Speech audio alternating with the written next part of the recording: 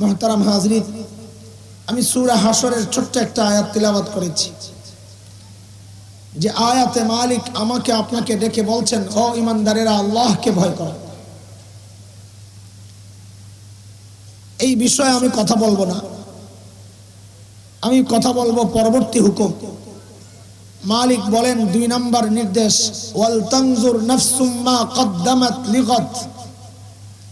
প্রত্যেকটা মানুষের উচিত তার আখিরাত নিয়ে চিন্তা করা, যে আমি আমার আখিরাতের পুঁজি কি কামাইলাম, মালিকের সামনে আমি কি নিয়ে দাঁড়াবো, আমার পুঁজি কি, কামাই কি, সম্বল কি। এটা শুধুমাত্র শ্রোতারা চিন্তা করবে, বক্তাবাদ, আলেম চিন্তা করবে না, সাধারণরা চিন্তা করবে আলেমবাদ, মুসল্লিরা চিন্তা করবে ইমামবাদ, মুরিদরা চিন্তা করবে পীর সাহেববাদ। ব্যাপারটা এমন না। মালিক বলেন প্রত্যেকের চিন্তা করা উচিত যে আমি আমার মালিকের সামনে কি নিয়ে দাঁড়াবো। বলেই চিন্তা করি বলেই তো এই মজলিসে আসছি, না অন্য কোনো মাকসাদ আছে? জিলাপি আছে নাকি, খিচুড়ি, তবারক কিচ্ছু নাই। এরা বড় কাঞ্জুস, আর আপনারাও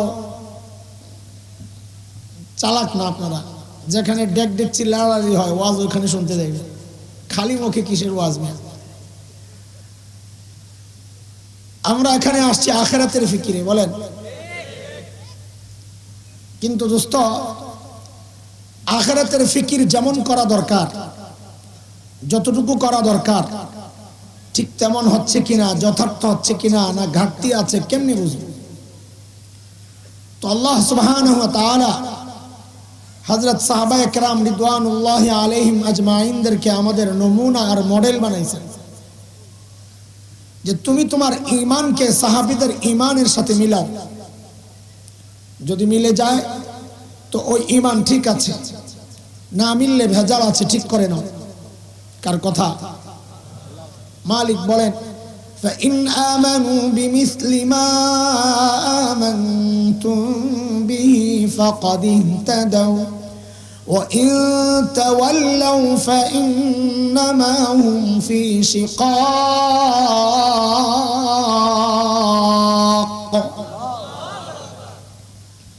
বলে তুমি তোমার তাকওয়াকে সাহাবীদের তাকওয়ার সাথে মিলাও।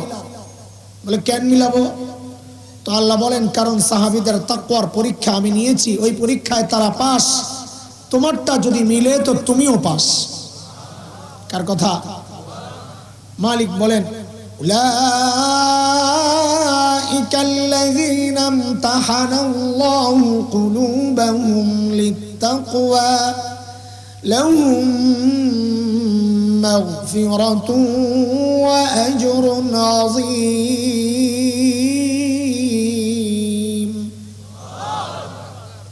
কাজে আমাদের আমলকে কাদের সাথে মিলাবো বলেন? বলেন না। চিনেন সাহাবায়ে কেরাম? চিনেন সাহাবী? চিনেন? তো মুসিবতের কথা। সাহাবী হচ্ছেন যারা নবী আলাইহিস সালামকে ঈমান সহ দেখেছেন, এবং ওই ঈমান নিয়েই, যে ঈমান নিয়ে দেখেছেন ওই ঈমান নিয়েই কবরে গেছেন, তারা হইল সাহাবা।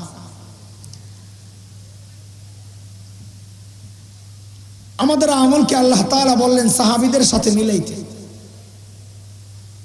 কিন্তু দোস্ত, সাহাবীদের সাথে আমাদের আমল হুবহু মিলবে না। মিললে আল্লাহ তাআলা আমাকে আপনাকে ওই যুগেই পাঠাইতে।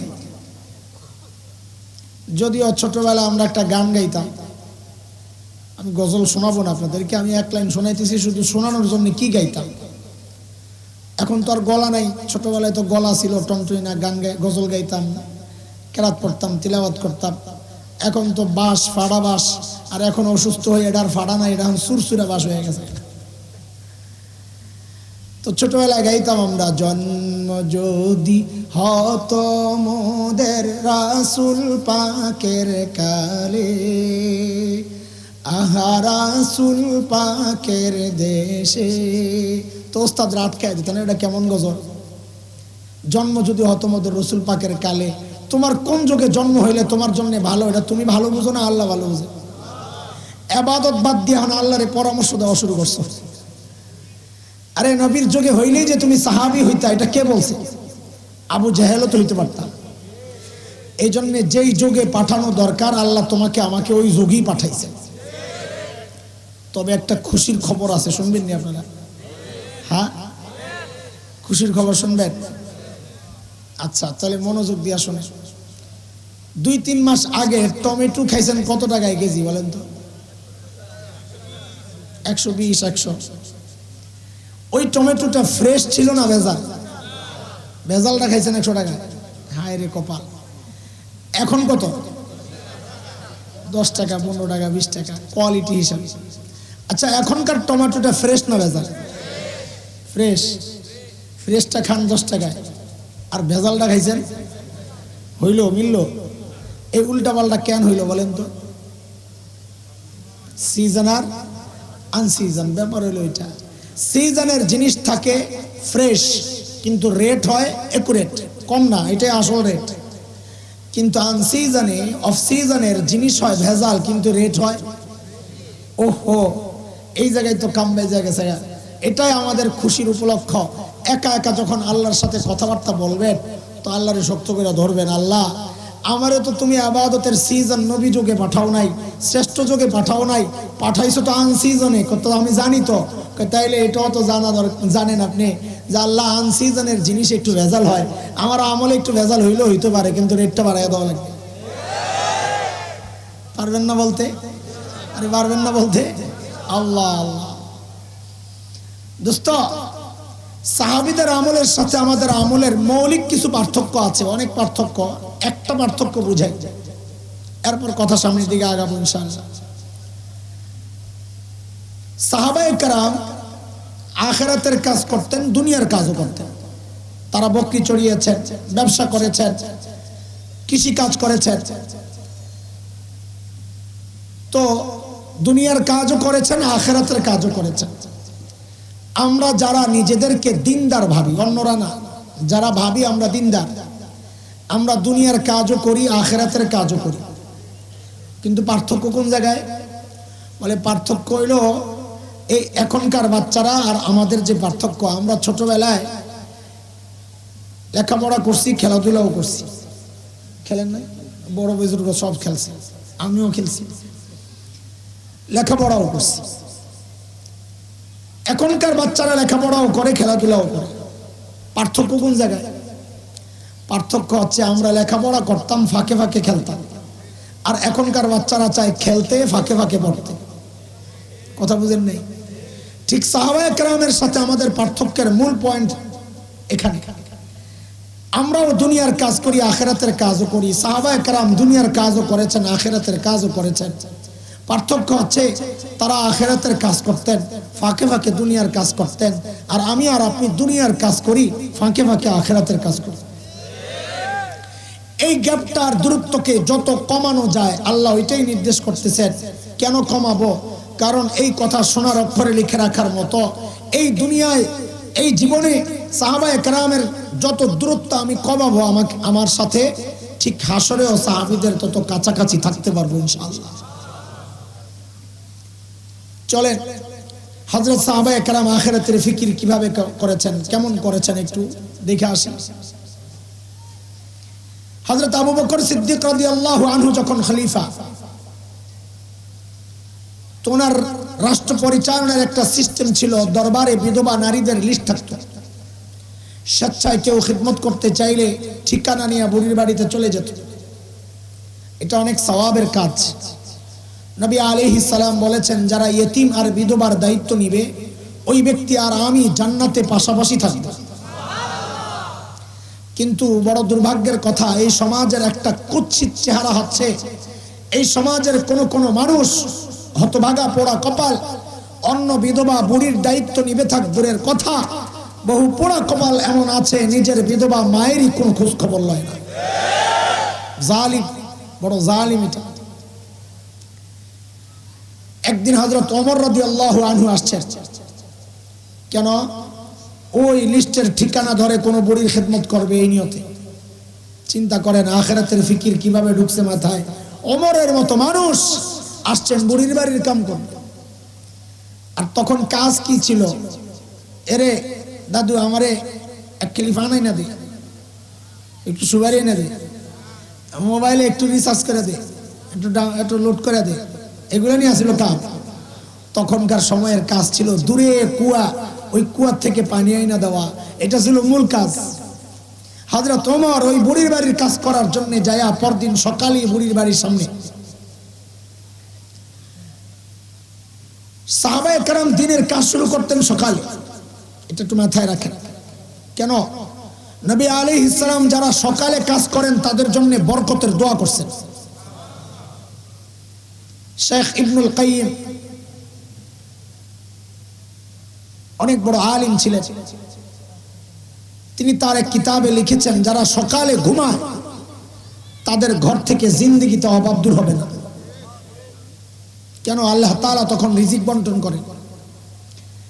আর আমাদের অভ্যাস হচ্ছে আমরা সকালে ঘুমাবো, ফজর পড়ব না, দোকানে বেচা কেনা হয় না, যায় হুজুরে বিরক্ত করব, হুজুর একটা তাবিজ দেন না, দোকানে বেচা কেনা কমে গেছে।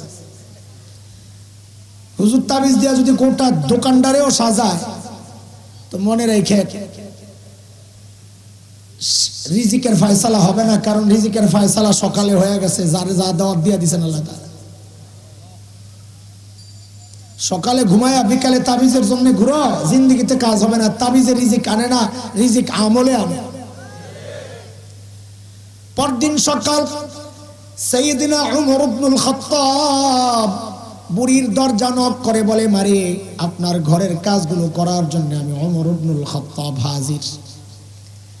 বুড়ি হযরত ওমরকে জবাব দেন, বাবারে প্রতিদিন যে আল্লাহর বান্দা আমার ঘরের কাজগুলো করেন তিনি ইতিমধ্যেই কাজ করে চলে গেছেন। হযরত ওমর চিন্তা করলেন তাইলে আরো আগে আসা লাগবে। ওই চিন্তায় সাইয়েদনা উমর ইবনুল খাত্তাব পরদিন ফজরের আজানের ওয়াক্ত বুড়ির দরজা নক করে বলে, মারি আপনার ঘরের কাজগুলো করার জন্য আমি উমর ইবনুল খাত্তাব হাজির। হযরত ওমরকে আজকেও বুড়ি জবাব দিচ্ছেন, বাবারে প্রতিদিন যেই আল্লাহর বান্দা আমার ঘরের কাজগুলো করেন তিনি ইতিমধ্যেই কাজ করে চলে গেছেন। আমার কথা বুঝতেছেন আপনারা? আমার তো বলতে কষ্ট হইতেছে, স্বাভাবিকভাবে বলতে পারতেছি না, একটু অস্পষ্ট হইলেও মনোযোগ দিয়ে শুনেন, বুঝবেন। আপনারাও যদি না বুঝেন তো অবস্থাটা শেষ। ওই এক বান্দা পান খায় আর কি, পান খাইলে তো মুখের মজা টজা সব যায় বরবাদিয়া। তো ডিম খাইতে থাকা দৌড়ে মজা লাগে না, এই দূরে মজা লাগে না কইছে, মুরগি আসিল কাছে শুনছে, মুরগি শুনা বলে কয়, মিয়া পারার সময় আমার জানটা বেরিয়ে গেছে, আর তোমার মজা লাগে না।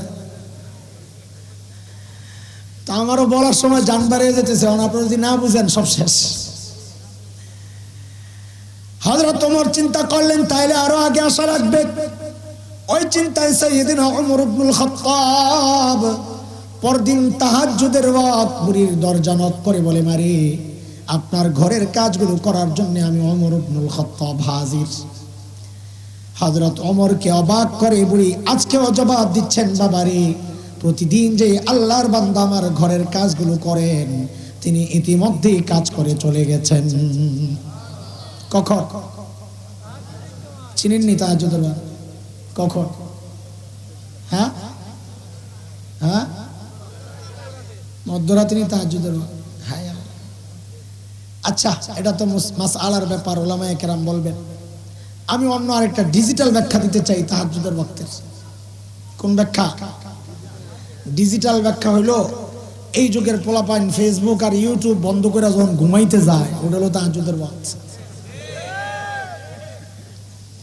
এতে করে সবচেয়ে বিপদে আছে রাত্রে যারা চুরি করতে হয় বেটারা, যেই ঘরেই যায় দরজা জানালার চিপা দিয়ে দেখে ঘুমাইছিনি, দেখে কোনো না কোনো আল্লাহর বান্দা আসমানের দিকে মুনাজাত দিয়ে শুয়ে দিয়েছে।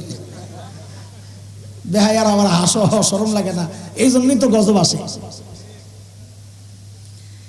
এইবার হযরত ওমরের টনক নড়ছে, কিরে এত রাতে কে কাজ করে? আমার কাজের দরকার নাই, আগে বুজুর্গ বাইর করা লাগবে, কে আল্লাহর বান্দা। পরদিন এশার নামাজের পর সাইয়েদনা ওমর ইবনুল খাত্তাব বুড়ির দরজার সামনে এক ঝোপের আড়ালে চুপচাপ বসে আছেন। দেখবেন এত রাতে কে কাজ করার জন্য আসে। হযরত ওমর লক্ষ্য করলেন এক আল্লাহর বান্দা গভীর রাত পা টিপে টিপে চোরের মতো বুড়ির বাড়ির দিকে আগাচ্ছে। হযরত ওমর রেডি, দেখি আসেন আপনি কে? যেই না কাছে আসছে ওমর দাঁড়ায় গেছেন, হাই মানান্তা কে আপনি? ওমরের যে আওয়াজ, রাত ও গভীর, মানুষটাও একা, আমি এমন কোন সিচুয়েশনে পড়লে তো কাপড় চোপড় নষ্ট করে ফেলাইতো, কিন্তু হযরত ওমরের আওয়াজে ওই ব্যক্তি ভয় পাবেন থাক দূরের কথা, উল্টা হযরত ওমর যাকে দেখলেন নিজেই চমকায়া গেছেন, দেখেন ইনি আর কেউ না, খলিফাতুল মুসলিমিন আবু বকর সিদ্দিক রাদিয়াল্লাহু তাআলা। অবাক হয়ে গেছে ওমর, আপনি আবু বকর, আপনি? আরে ভাই, সারাদিন প্রশাসনিক কাজে ব্যস্ত থাকেন, রাতে একটু আরাম করবেন তা না, আপনি আসছেন বুড়ির কাম করার জন্য। কেন রে ভাই, আমরা নাই? আমরা মরে গেছি? হ্যাঁ, আবু বকর কি জবাব দিলেন? ওই জবাবটাই বয়ান, ছোট্ট কথা, অল্প কথা, কিন্তু জবাবটা এখনই শোনাবো না, একটু পরে শোনাচ্ছি। কেন, জবাবটার ওজন কত এটা বুঝতে হলে আগে আবু বকরের ওজন আমাদের বোঝা লাগবে। ব্যক্তির ওজনের কারণে কথার ওজন ওঠানামা করে। রাস্তায় ভিক্ষুক একটা আপনাকে দেখছে, ওই কালকে একটু দেখা করো, তোমারে খুশি করে দেব, তা আপনি মনে মনে হাসবেন, নিজে ভিক্ষা করে খায় আবার আমারে খুশি করে। এলাকার এমপি সাহেব আপনারে বলছে, ওই কালকে একটু দেখা করো, খুশি করে দেবো, এখনো কি মনে মনে হাসবেন না আশাবাদী হবেন? কেন, কথা তো একটাই, ওই যে ব্যক্তির ওজন বেড়ে গেছে, তো কথারও ওজন বেড়ে গেছে। আবু বকর কত বড় মানুষ এটা একটু বুঝি আগে, তারপরে ওই কথার ওজনটা বুঝবো। একদিন আম্মা জান আয়েশা রাদিয়াল্লাহু তাআলা আনহা মদিনার স্বচ্ছ পরিষ্কার আকাশের দিকে তাকিয়ে তাকিয়ে দেখেন লক্ষ লক্ষ নক্ষত্র দেখা যায়। আম্মা জানের মনে একটা কৌতূহল, নবীকে এসে জিজ্ঞেস করেন, ইয়া রাসূলুল্লাহ, ওই যে লক্ষ লক্ষ নক্ষত্র দেখা যায়, ওগো আল্লাহর হাবিব, আপনার উম্মতের মধ্যে এমন কেউ কি আছেন যারা আমলের পরিমাণ ওই নক্ষত্রের চেয়েও বেশি? নবী বলেন, আয়েশা আছে একজন। কয়জন? একজন। আম্মা জানতো মনে মনে খুশি, জানি তো একজন কে, আমার আব্বা আবু বকরই তুই, আর কি স্বাভাবিক। বলে, জানলে আবার জিজ্ঞেস করছো কেন? দুনিয়ার সব মেয়েদের স্বভাব, সব মেয়েরাই চায় স্বামীর মুখ দিয়ে একটু বাবার বাড়ির প্রশংসা শুনতে। একদিন খালি বদনাম করে দিই, এখানে এক সপ্তাহ তরকারি মজা হয় না। কথা বলে, আরে ভয় পান না যে ঘরে গেলে ধরবে? হ্যাঁ, আরে নিচের দিকে তাকা এখন, ঠিক না বে ঠিক? এত ডরান কেন? খুব খুশি লাগতেছে, চেহারা দেখে বোঝা যায় যে আমরা তো কিছু করতে পারি না, হুজুরে দিয়া সাইজ চলতেছে আজকে, যা করে আল্লাহ। হ্যাঁ, ইয়া সাইজ আপনারে করা হয়েছে, আপনি টের পান নাই কেন? কারণ তার মা বাবার বদনাম করলে তার কষ্ট লাগে, প্রশংসা করলে খুশি লাগে। সন্তান হিসাবে এটাই তো হওয়ার কথা। পোড়া কপাল তো আমি আর আপনি। কেন, এই বউ যখন আমার মা বাবার বদনাম আমার কানে ঢুকায়, তখন আমার কষ্ট লাগে না, বরং বউয়ের কথায় যায় মা বাবার সাথে খারাপ আচরণ করি। সাইজ কারিগর হয়েছে, হাসি গেছে কেন? আল্লাহর হাবিব বলেন, আয়েশা আছে একজন। আম্মা জান তো আশা আমার বাবার নামই তো বলবেন নবী। আল্লাহর হাবিব জবাব দেন, আয়েশা, আমার যে উম্মতের আমল ওই নক্ষত্রের চেয়েও বেশি আয়েশা, সে হচ্ছে ওমর ইবনুল খাত্তাব। কে? হযরত ওমর। আম্মা জান তো জবাব শুই নাই, মনটা গেছে খারাপ হয়ে। কেন, একা তো নিজের বাপের নাম বলেন নাই নবী, আবার বলছেন কার নাম? নিজের সতীনের বাপের নাম। হায় রে খোদা, মেয়েদের কাছে এই ব্যাপারটা বড় কষ্টের। এটা দোষের না, এটা প্রশংসা। সে স্বামীর ভালোবাসার ভাগ কাউকে দিতে চায় না, এটা তো প্রশংসা, বেশি ভালোবাসার প্রমাণ এটা। আর নাইলে নিজের মার ব্যাপারে এইভাবে বলতাম না। আম্মা জানের মনটা একদম খারাপ হয়ে গেছে। নবী তো চেহারা দেখে বুঝছেন আয়েশার ভিতরে গন্ডগোল চলতেছে। বলে, চেহারা দেখে কেমনি বুঝে? কয়, তোর মন খারাপ কেন রে? মন তো ভিতরে কেমনি বুঝলেন? ওই যে চেহারার মধ্যে বোঝা যায়। ইংরেজিতে বলে, face is the index of mind. মানুষের ভিতরে কি কাজ করে তার চেহারায় প্রকাশ পায়। আল্লাহর হাবিব বুঝছেন আয়েশার ভিতরে গন্ডগোল চলতেছে। নবী সান্ত্বনা দিচ্ছেন, আয়েশা, তুমি ভেবেছিলা তোমার বাবার নাম বলবো না? আরে আয়েশা, শোনো শোনো, তোমার বাবা আবু বকরের হিসাবটাই আলাদা। আমার গোটা উম্মতের আমল যদি এক পাল্লায় করা হয়, আর একা তোমার বাবা আবু বকরের আমল যদি আরেক পাল্লায় করা হয়, আয়েশা তোমার বাবা আবু বকরের আমলের পাল্লা ভারী হয়ে যাবে। আবু বকরের মর্যাদা দোস্ত, আবু বকরের মর্যাদা শোনাইতে গেলে আপনাদেরকে সারা রাত সারা দিন শেষ হবে না। বড় বড় মানুষ ছিলেন। আর একটা মর্যাদার দিক শোনায়া আমি আমার ফিনিশিং এর দিকে যাব ইনশাআল্লাহ। তাবুকের যুদ্ধ অনেক কঠিন সময়ের যুদ্ধ, এটা সময়ও দূরে। আল্লাহর হাবিব সাল্লাল্লাহু আলাইহি ওয়াসাল্লাম সাহাবায়ে কেরামের কাছে চাঁদা চেয়েছেন। চাঁদা, এই কার কাছে কি আছে নিয়ে আসো। আজকে সাইয়েদনা ওমর অনেক খুশি, অনেক খুশি। কেন? ওই যে চাঁদার ব্যাপার আসছে, যে আবু বকর সারা জিন্দেগি ওমরের এই একটাই ফিকির, কিভাবে আবু বকরকে হারানো যায়, পারে না। তো ওমরের চিন্তা, আজকে তো আবু বকরকে হারানোর একটা সুবর্ণ সুযোগ পেয়ে গেছি। কেন? চাঁদার ব্যাপার তো, আবু বকরের ঘরে আছে কি দিবি কি? ওমরের ঘরেও যে অনেক কিছু আছে তা না, মানে আবু বকরের তুলনায় বেশি আছে। হযরত ওমর দৌড়ে গেছেন ঘরে, ঘরের সামানপত্র যা ছিল সব নামাইছেন, দুই ভাগ করছেন। আপনারা মনে মনে চিন্তা করতেছেন, খাট থাকলে দুই ভাগ করছে কেমনে? আমার আর আপনার মতো এরা খাটে সুযোগ হতো। ঘরে একটা বিছানা আর একটু লোডা বদনা পাতিলা, এই এক একজনের ঘরের সামান। আয় মালিক, যা ছিল সব নামাইয়া দুই ভাগ করছেন। অর্ধেক ঘরে রেখে আসছেন আর অর্ধেক নবী আলাইহিস সালামের সামনে পেশ করেছেন। ইয়া রাসূলুল্লাহ, আমার চাঁদা। আল্লাহর হাবিব জিজ্ঞেস করলেন, ওমর কি নিয়ে আসছেন? বলেন, কি জিজ্ঞেস করছেন? বলেন আবার, সবাই বলেন। ওমর কি নিয়ে আসছেন? এই কথাটা মনে রাখেন, নাহলে পরে বুঝবেন না। হযরত ওমর বলেন, ইয়া রাসূলুল্লাহ, ঘরে যা ছিল অর্ধেক রেখে আসছি, অর্ধেক নিয়ে আসছি। এইবার আবু বকরের অপেক্ষা নবীও করেন, ওমরও করতেছে। নবী আলাইহিস সালাম করতেছেন এই জন্য, যাহারে আমার আবু বকর না জানি কি আনে। আর ওমর অপেক্ষা করতেছেন এমন একটা ভাব লয়ে, আমি বলতেছি আর কি, যে এমন একটা ভাব নিয়ে বসে রয়েছে যে আজকে একটা স্লোগান হবে, জিতিল রে জিতিল রে, ওমরে জিতিল। এমন একটা ভাব লয়ে হযরত ওমর বসে রয়েছেন। সাইয়েদনা আবু বকর আসতেছেন, হাতে ছোট্ট একটা পোটলা। আহা, বর্ণনার আকপিস মিলাইলে বোঝা যায় ওই পোটলার ভেতরে গায়ের জামা কাপড় গুলা নাই তো কিচ্ছু। বাকি আপনাদের মাথায় ঘুরতে পারে, তাহলে গায়ে দিছেন কি, ন্যাংটা হয়ে আসছে না। তবে রিওয়ায়াতের এই অংশগুলো আমি এখন যা বলবো এগুলো দুর্বল। আমরা আপনাদের সাথে খেয়ানত করব না, ফাঁকি দিব না, দুর্বল।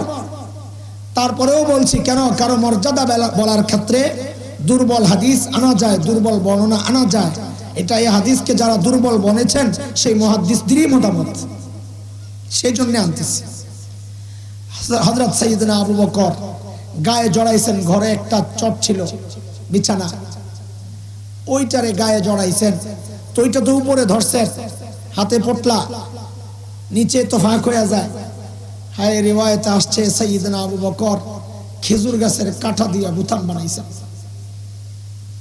আল্লাহর হাবিবের দরবারে পেশ করছেন। ইয়া রাসূলুল্লাহ, আমার চাঁদা। নবী জিজ্ঞেস করতেছেন, আবু বকর মা আবকাইতা, ঘরে কি রেখে আসছেন? এইবার বলেন তো, হযরত ওমরকে কি জিজ্ঞেস করছিলেন? আর কি নিয়ে আসছেন? আবু বকরের বেলায় নবী প্রশ্ন ঘুরাইয়া দিয়েছেন, আবু বকর ঘরে কি রেখে আসছেন? প্রশ্ন শুই নাই ওমরের মাথা নষ্ট, যে হায় আমি তো এখন হাইরা গেলাম প্রশ্নের কারণে। কেন? আমাকে যা জিজ্ঞেস করেছিলেন নবী, যদি আবু বকরকেও একই প্রশ্ন করতেন তাহলে আমি জিতে যেতাম, যে আবু বকর কি নিয়ে আসছেন? তো আবু বকর বলতো, এই যে ছোট্ট পোটলা। ওমর কি নিয়ে আসছেন? এই যে আমার পোটলা বড়, আমি জিতে যেতাম। কিন্তু নবী জিজ্ঞেস করলেন, আবু বকর ঘরে কি রেখে আসছেন? এখন তার আমার জিতার কোনো সুযোগ নাই। কেন? আমি তো অর্ধেক রেখে আসছি, আবু বকর কিছু রেখে আসছে বলে মনে হয় না। ওমরের মন খারাপ হয়ে গেছে। সাইয়েদনা আবু বকর কি জবাব দিলেন? কি রেখে আসছেন ঘরে? আবু বকরের জবাবটা পরে শুনে। আগে আবু বকরের ছোট্ট মেয়ে হযরতে আসমা রাদিয়াল্লাহু আনহার জবাব শুনে, আহারে কি পরিবার আল্লাহ বানাইছে, কি পরিবার আল্লাহ বানাইছে। সাইয়েদনা আবু বকর নবী আলাইহিস সালামের সাথে যখন হিজরত করে মদিনার পথে, আবু বকরের বাবা আবু কুহাফা রাদিয়াল্লাহু আনহু তখনও মুসলমান হন নাই। আবু বকরের বাবা মক্কা বিজয়ের দিন তিনি মুসলমান হয়েছে। আর আবু বকরের বাবা মুসলমান হওয়ার কারণে আবু বকরের মর্যাদা আরেক ধাপ উপরে উঠছে। কেন? কারণ নবীদের মধ্যে 4 জেনারেশন নবী, বহু নবী আছেন। হযরত ইব্রাহিম আলাইহিস সালাম নবী, ছেলে ইয়াকুব আলাইহিস সালাম, ইসহাক আলাইহিস সালাম নবী, ছেলে ইয়াকুব আলাইহিস সালাম নবী, ছেলে ইউসুফ আলাইহিস সালাম নবী, 4 জেনারেশন নবী। আবার নিচের থেকে ধরলে উপরের দিকে 4 জেনারেশন নবী, আবার মাঝখানওয়ালাও যদি ধরে উপরে নিচে মিলায়া আমাদের 4 জেনারেশন নবী। কিন্তু সাহাবীদের মধ্যে আবু বকর ছাড়া আমি আর কাউরে পাই নাই, থাকতে পারে আমার জানা নাই। সাইয়েদনা আবু বকরের বাবা আবু কুহাফা রাদিয়াল্লাহু আনহু সাহাবী, ছেলে আবু বকর সাহাবী, মেয়ে আসমা সাহাবী, আসমার ছেলে আব্দুল্লাহ ইবনে জুবাইর সাহাবী, 4 জেনারেশন সাহাবী। আবু কুহাফা ছেলের সাথে সম্পর্ক বিচ্ছিন্ন, ছেলে মুসলমান হয়ে গেছে, ঘরে যায় না। কিন্তু যখন আবু বকর নবীর সাথে হিজরত করে, যখন মদিনার পথে যাওয়ার সময় সোনা মুদ্রা টাকা পয়সা ঘরে যা ছিল সব গাট্টি করে নিয়ে নিছে। আবু কুহাফা ঘরে না গেলেও এখন ভিতরে ভিতরে জ্বলতেছে। কেন? ওই যে ঘরে নাতিপুতি আছে, আর এগুলা না জানি না খায়া মরতেছে, আখের দাদা তো কষ্ট তো লাগে, রক্ত এক না। হযরত আবু কুহাফা আসছে, আবু বকরের দরজায় knock করে হযরত আসমাকে ডেকেছেন, দাদু ভাই, বাবা তো মনে হয় ঘরে কিছু রেখে যায় নাই, আম্মুকে জিজ্ঞেস করো কি লাগবে। ছোট্ট বাচ্চা আসমা, 8 থেকে 9 বছর বয়স, হিসাব করলে এমনই হয়। হযরত এই আসমা ছোট্ট বাচ্চা জবাব দিচ্ছেন, দাদু ভাই আপনি কোনো টেনশন করেন না, আব্বা যাওয়ার সময় ঘরে যথেষ্ট পরিমাণ রেখে গেছেন। আবু কুহাফা চলে গেছে। কিছু দূর যায় আবু কুহাফার মাথায় আসছে, কিরে আমার ছেলে আবু বকরকে তো আমি চিনি, সে যে লেভেলের পাগল, সে আবার ঘরে যথেষ্ট পরিমাণ রেখে যাবে, কথাটা কেমন কেমন যেন লাগতেছে। হযরত আবু কুহাফা আবার আসছে, এসে হযরত আসমাকে ডেকে জিজ্ঞেস করেন, দাদু ভাই বুঝলাম বাবা ঘরে যথেষ্ট পরিমাণ রেখে গেছেন, বুঝলাম, কিন্তু একটু বলো না কি রেখে গেছেন। হযরত আসমা জবাব দিচ্ছেন, দাদু ভাই আব্বা যাওয়ার সময় ঘরে আল্লাহ আর তার রাসূলকে রেখে গেছে। ছোট্ট বাচ্চার জবাব। পিচ্চির জবাব যদি এই হয় তো বাবা আবু বকরের জবাব কি হইতে পারে? সাইয়েদনা আবু বকর জবাব দেন, ইয়া রাসূলুল্লাহ, ওই যে ঘরের বেড়াগুলো খেজুর পাতার বেড়া, ওগো আল্লাহর হাবিব, আসার সময় বেড়াগুলারে থাপড়ায়া থাপড়ায়া আসছি। কেন? কারণ মাঝে মধ্যে ওই বেড়ার মধ্যে সুই গেঁথে রাখতাম, সুই থাপড়ায়া আসছি যারা একটা সুই পর্যন্ত ঘরে থেকে না যায়, ওই সুইটা যেন আমার কোনো মুজাহিদ ভাইয়ের কাজে আসে। ওগো আল্লাহর হাবিব, ঘরে একটা সুই পর্যন্ত রেখে আসি নাই, আসার সময় কেবল আল্লাহ আর তার রাসূলকে রেখে আসছি। আবু বকরের মর্যাদার কথা শুরু হয় নাই, এটা তো খালি ঘটনা শোনাইলাম। এর মধ্যে জিবরাইল আমিন হাজির, নবীকে সালাম দিয়ে বলতেছেন, ইয়া রাসূলুল্লাহ, আল্লাহ আবু বকরকে সালাম পাঠাইছেন। আরে দোস্ত, আমি আপনি ইবাদত করি কাকে খুশি করার জন্য? কাকে? কাকে? আবু বকরের বেলায় নবীর প্রশ্ন যেমন উল্টা, আল্লাহর প্রশ্ন উল্টা। জিবরাইল আমিন জানতে চাইলেন, ইয়া রাসূলুল্লাহ, আল্লাহ জানতে চেয়েছেন, আল্লাহ তো আবু বকরের উপর রাজি, আল্লাহ তো আবু বকরের উপর রাজি, আল্লাহ জানতে চেয়েছেন আবু বকর আল্লাহর উপর রাজি কিনা। নাই কষ্টে থাইকা কোনো অভিমান লয়া বয়া রইছে, জিজ্ঞেস করে। হায়, সাইয়েদনা আবু বকর হাউমাউ করে কান্না শুরু করছেন, ইয়া রাসূলুল্লাহ, আমি আমার রবের উপর রাজি, ইয়া রাসূলুল্লাহ। আমি আমার রবের উপর রাজি আছি। এত বড় মানুষ আবু বকর, অথচ গভীর রাতে বুড়ির বাড়ির কাজ করতে গেছে, ওমরের হাতে ধরা পড়ছে। মনে আছে? আরে ঘটনা মনে আছে? বলেছিলাম ওমর যখন ধরছেন, আবু বকর আপনি কেন আসছেন? আমরা নাই তো আবু বকর কি জবাব দিলেন বলেছি। ও ভাই, জবাবটা যদি আমি আপনি দিতাম এত আলোচনার ব্যাপার ছিল না, কিন্তু জবাবটা যেহেতু দিয়েছেন আবু বকর, এই জন্য জবাবটার ওজন অনেক বেশি। ওমর যখন বললেন, ও আবু বকর এই কাজগুলো আমরা করতে পারতাম না, তো সাইয়েদনা আবু বকর জবাব দিচ্ছেন, ওমর হ্যাঁ ভাই, কাজগুলো আপনাদেরকে দিলেও পারতাম, কিন্তু ভাইরে আমি কি আমার আখিরাত কামাই করব না? আমি কি আমার আখিরাত কামাইব না? আপনারাই কামাবেন। আবু বকরের বলে আখিরাত কামাইবা কি রয়েছে চিন্তা করছে। আখিরাতের ফিকির মাথায় কিভাবে ঢুকছে যে আমার আখিরাত কামাই করতে হবে। অথচ জান্নাতের সুসংবাদ পাওয়া মানুষ,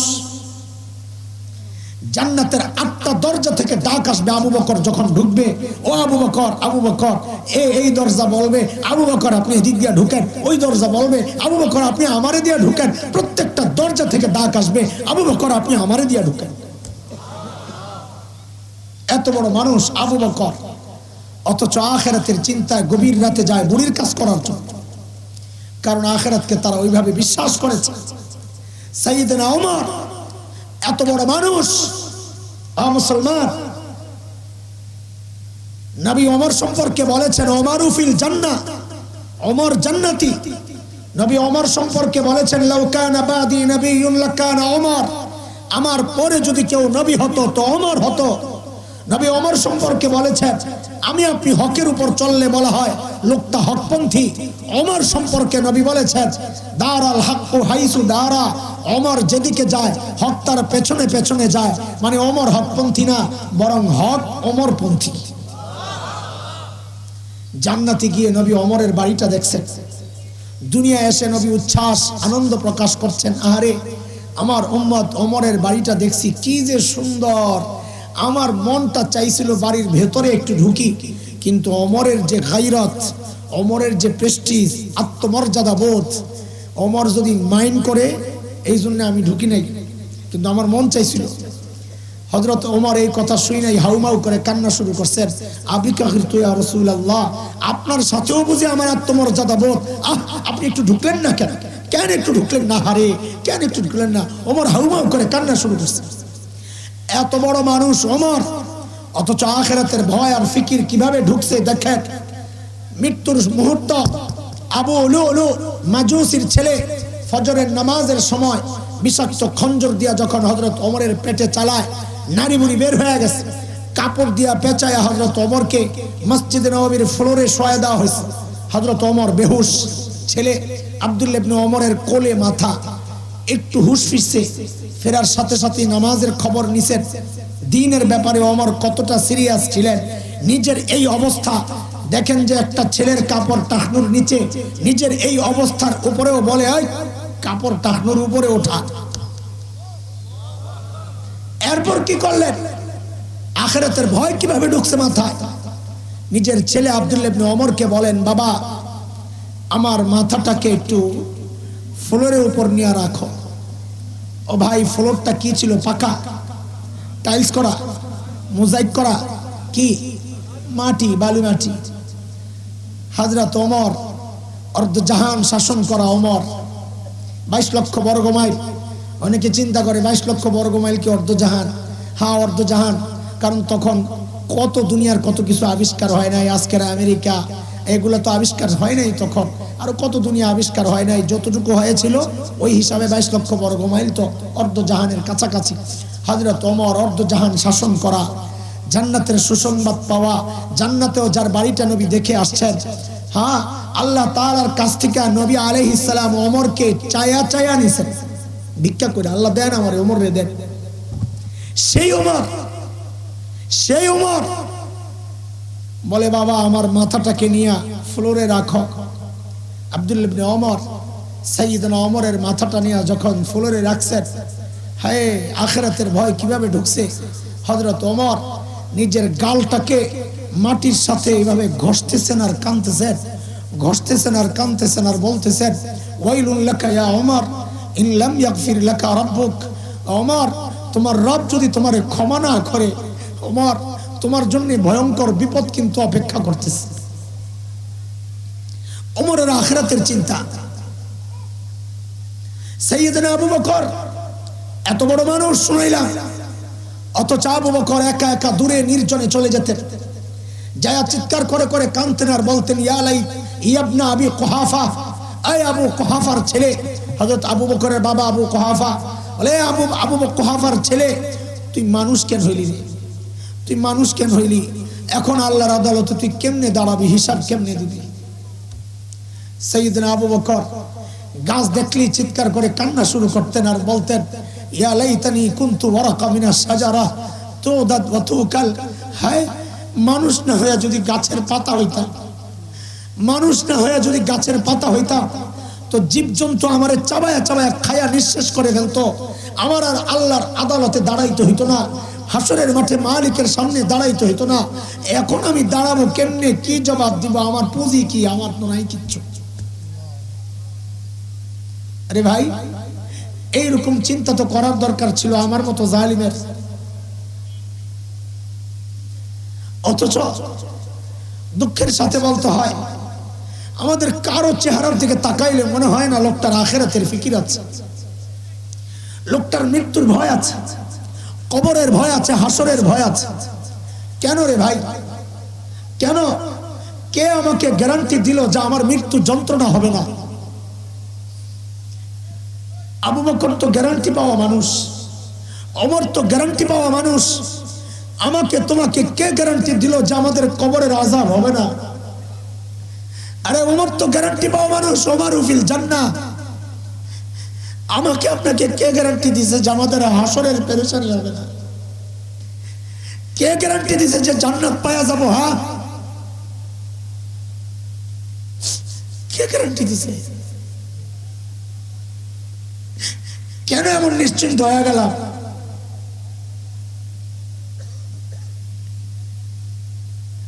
জুয়ার নাই, বুড়া নাই, সবার এক অবস্থা। মনে হয় যেন মৃত্যু বহু দেরি,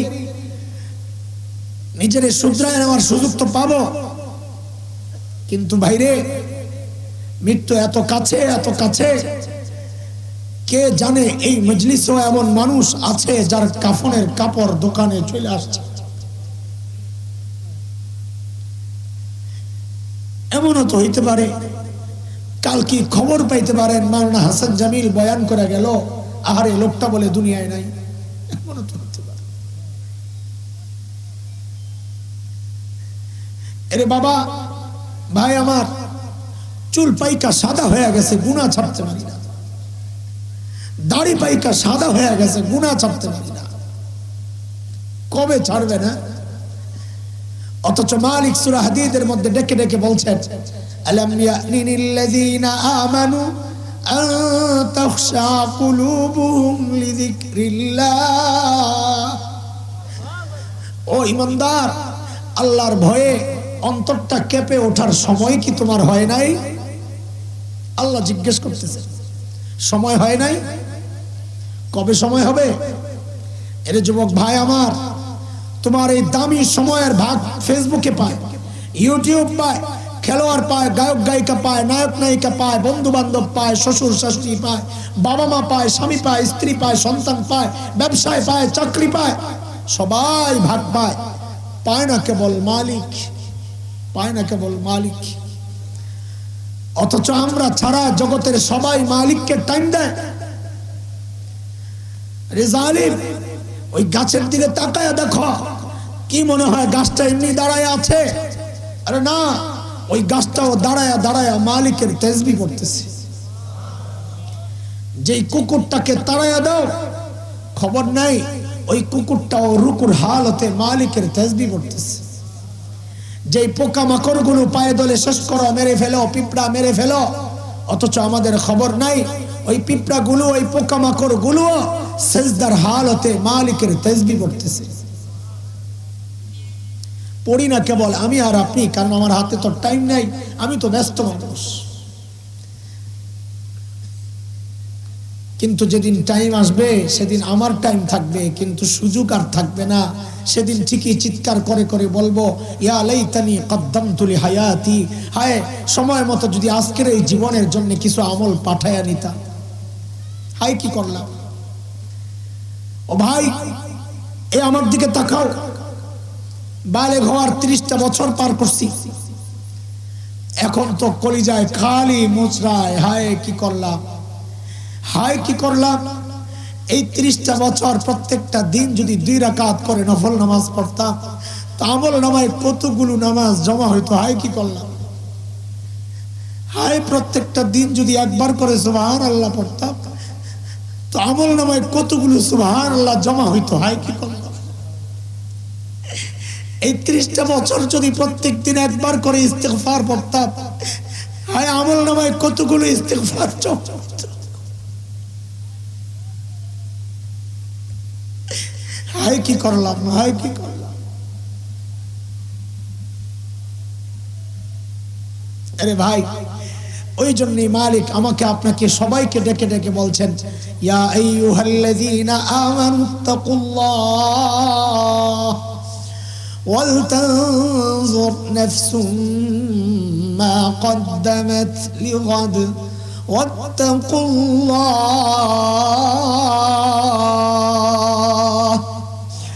ও ইমানদার, আল্লাহকে ভয় করো। প্রত্যেকের তার আখিরাত নিয়ে চিন্তা করা উচিত যে আমি আমার মালিকের সামনে কি পেশ করব, আমার পুঁজি কি, কামাই কি, সম্বল কি।